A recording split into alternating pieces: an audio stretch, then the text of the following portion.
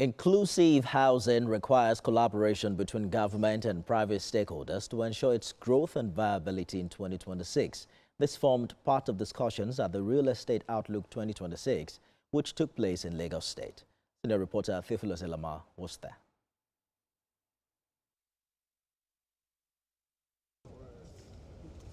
Unlocking land and infrastructure for inclusive housing is the theme for this Real Estate Outlook 2026 conference in Lagos.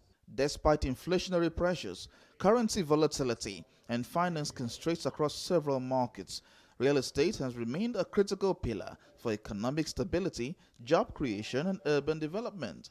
Here, real estate practitioners are gathered to appraise the sector while also looking at structural gaps that must be addressed.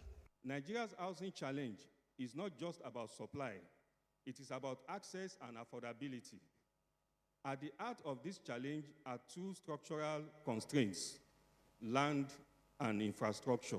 Today, we assert that sustainable growth is impossible without inclusive housing. And inclusive housing is impossible without strategically unlocking land and purposefully deploying infrastructure. Real estate development is not merely a commercial activity. It is a powerful enabler of economic activity, social inclusion, and regional competitiveness.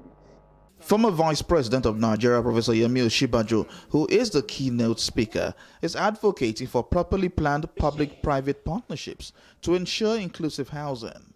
Land and infrastructure are two binding constraints in unlocking inclusive housing, and that's very clear. Land and infrastructure. We must take control of land and infrastructure if we are going to have inclusive housing. Land scarcity in the southwest cities, for example, is not physical, it's institutional. There is land, but the constraints are fragmented customary ownership, slow and very costly titling, then speculative land, banking. Government must be deliberate, government must be conscious, government must be focused about providing that housing. See, we need to have the levels, the lower, middle, and high levels. Former Vice President, however, noted that housing should be treated as the backbone of modern civilization. Real estate practitioners also admonished the government to ensure housing is truly affordable for Nigerians. Theophilus Elama, TVC News, Lagos. Up next is business news with Tulilokwe Ogunjabi.